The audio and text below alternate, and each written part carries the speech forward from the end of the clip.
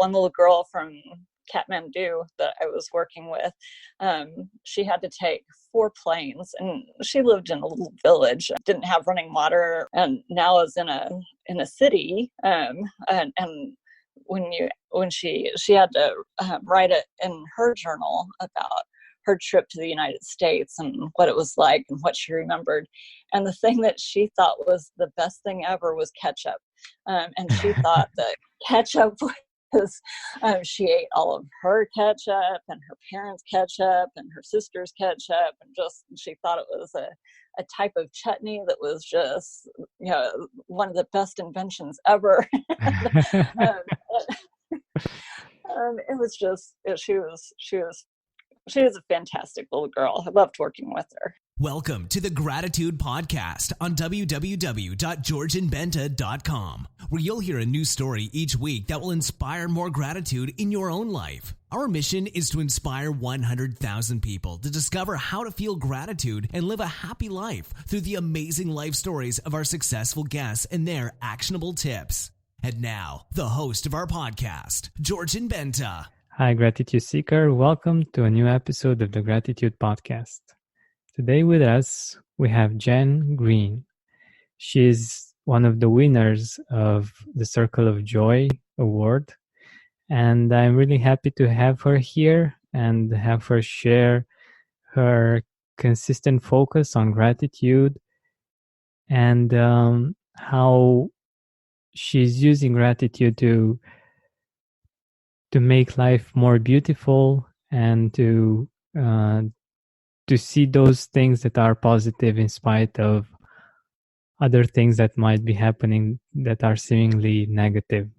Jenn, welcome to the Gratitude Podcast.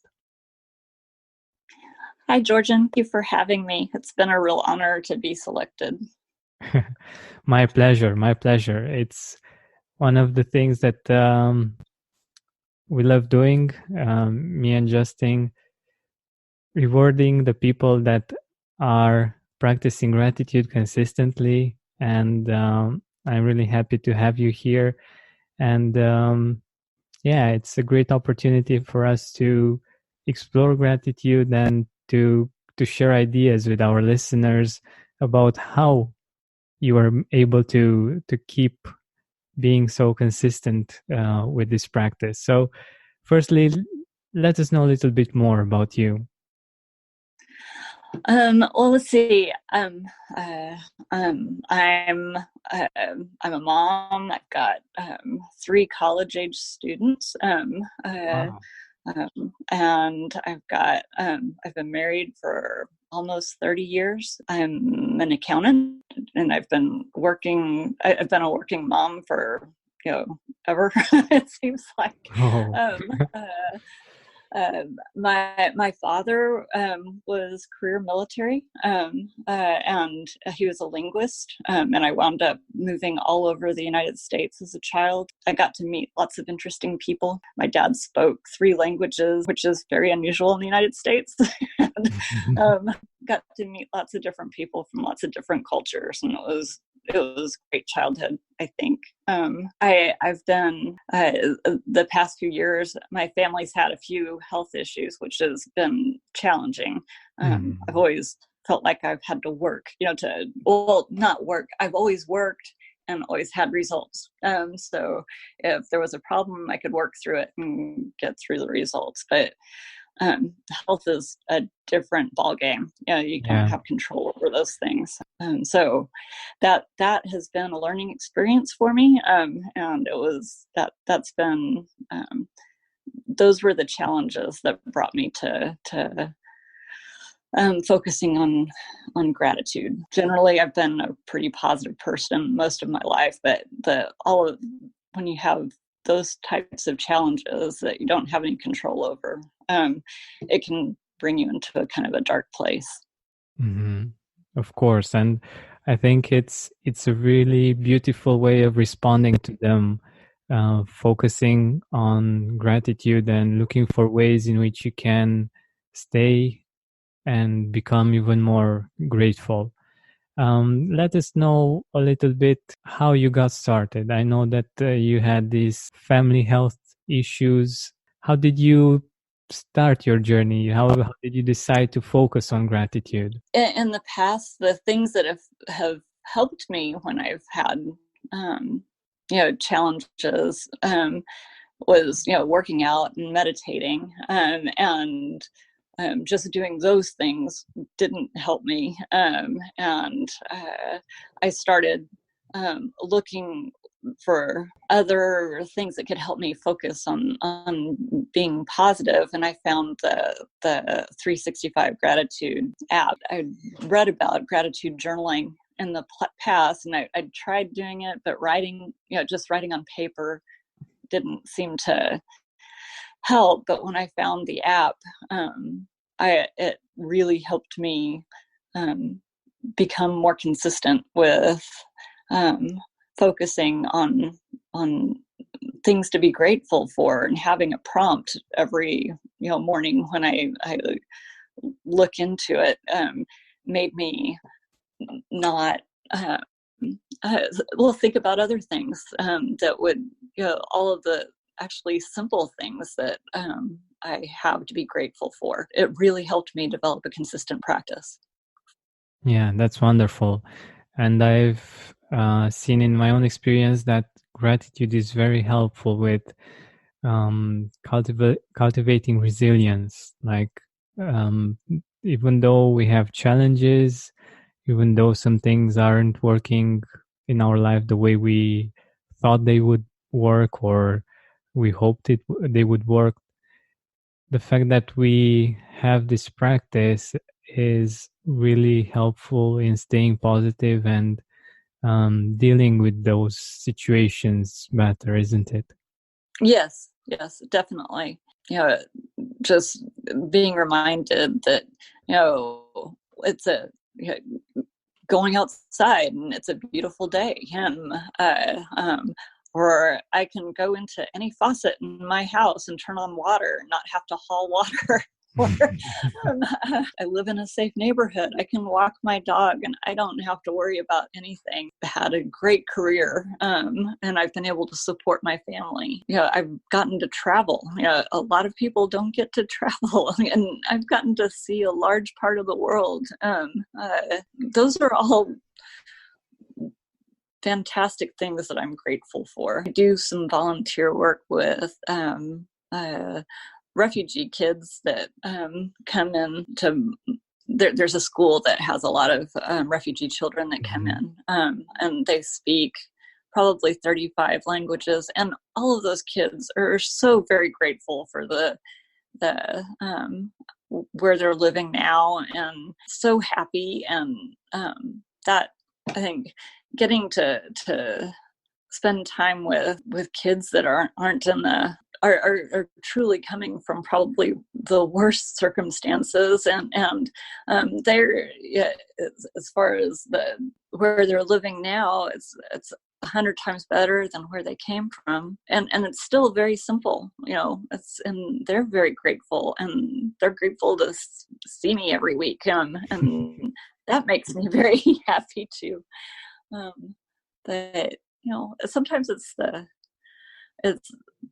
the littlest things, reading to a kid, going outside. Doesn't have to be super fancy things that you do. It can be really actually very simple things that can be the best things. Yeah, that's so true. And I love the fact that you've actually anticipated a question that I was about to ask. What do you write in your gratitude journal? And I think these are some great examples. And you also offered a very beautiful idea, like firstly volunteering, and the other one was volunteering and going to places where there are grateful people, like the children that are grateful for being in the US and for having so many opportunities that they wouldn't have had where they came from. And seeing that gratitude inspires you to feel grateful and to see the world that you live in a different way. Yeah.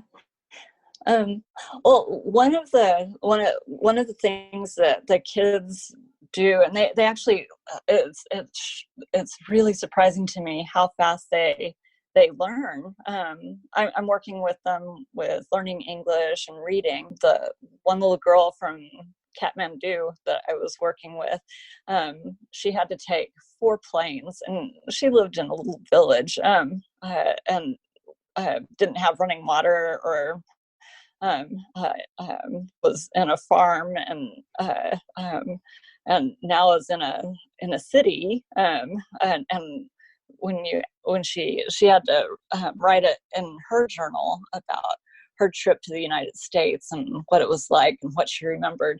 And the thing that she thought was the best thing ever was ketchup. And she thought that ketchup was, she ate all of her ketchup and her parents' ketchup and her sister's ketchup, and she thought it was a type of chutney that was just, one of the best inventions ever. um, it was just, she was a fantastic little girl. I loved working with her. But when you hear stuff like that, it makes you realize, hey, wait a second, it can be little things. It can be little things that make you happy. I think for me, if I'm having a rough time, when I'm writing my gratitude journal, I will write. I try to just take a step back and think, well, you know what? I slept well last night. That's an easy thing to be grateful for. And since I slept well, I'll be able to function well. I'll be able to think clearly today, and work through the things that I need to at work, and be able to analyze things. I use a lot of math in my work, and a lot of things that are, I'm having to work with things that, where information is missing. So it's always like a puzzle. And if I don't sleep well, I can't think well. And so I can always be grateful for a good night's sleep. I'm always grateful for a great cup of coffee in the morning. That's an easy one. I love reading the newspaper every morning. I'm very grateful for the newspaper man who delivers the newspaper to my home. So there's a couple of things I can be very easily grateful for. And sometimes it's really things that are off the charts great. My daughter got married. That was a fabulous thing to be grateful for, and she's married to a wonderful man. And who can be? You can't not be happy about your child being happy and having met and married someone that they're happy to be with. I think once you start focusing on things to be grateful for, the list of things can be endless. There's a lot to be grateful for. Exactly. And I love that you mentioned sleep, having a waking up rested. It's easy to forget it, but whenever you wake up tired and you hadn't had a good night's sleep, then you realize how amazing it actually is to wake up and be rested and feel great about the day and having energy to tackle everything. And that's why one of these small things can, just by realizing it, can make us really grateful. Right. But I also wanted to ask you if you want to mention some people in your life that you're grateful for. I'm very grateful for my family. I have a wonderful husband who I met very serendipitously when I was in college. We have great kids. All three of them are very different, and they're very interesting, and they're turning into wonderful people. They're fun to be around. I get to do different things with all three of them, and it's always fun. I'm grateful to my parents. My dad has been, he's always been this very calm, rock, and very interesting man. And my mom is always a frenetic ball of energy that was all over the place, but was always there. She was always there. I'm very grateful for them. And my sisters, I have fantastic siblings. Wonderful, wonderful. I could feel the gratitude as you were talking about them, and it's beautiful. It's beautiful to hear the wonderful words that you have for your family, and I'm really grateful that you shared this with us. And since we are nearing the end of our time together, I'm curious if you want to share a message with our listeners, like why should they cultivate this habit of being grateful, and what should they expect as a result of it? Well, I think one of the things that I think has been wonderful about this particular habit is that it's a great reminder that there is such a thing as having enough, cultivating it, even if you're going through difficult times, and everyone goes through difficult times. Actually, you can handle it, and that's what gratitude has helped me. It's helped me understand that there is such a thing as enough, and you can get through the difficult times, and maybe the difficult times aren't quite as bad as you really think they are.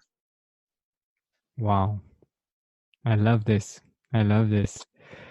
It's really beautiful perspective and very empowering one, because when we go through these difficult times, we feel weak. We don't feel that we can be bigger than the difficulties. We feel small when we see them, and having this perspective, I feel, is very empowering and very it really just feels very good. Yeah. Yes, I agree. Yeah. So thank you very much for being here with us and for sharing your gratitude and your beautiful tips with us. And yeah, I'm really happy that you are one of the people in the world that is living with gratitude in her heart, and that you're sharing it with other people. So thank you. Thank you, Georgian. Hey, Gratitude Seeker, thank you so much for taking the time to listen to this interview. I really appreciate it. And if you could think of one person that would also benefit from it, share it with them. It might actually be the inspiration that they need to make their day or maybe even their life much better. Thank you so much once again. This has been Georgian Benta. Don't forget to keep seeking and spreading gratitude.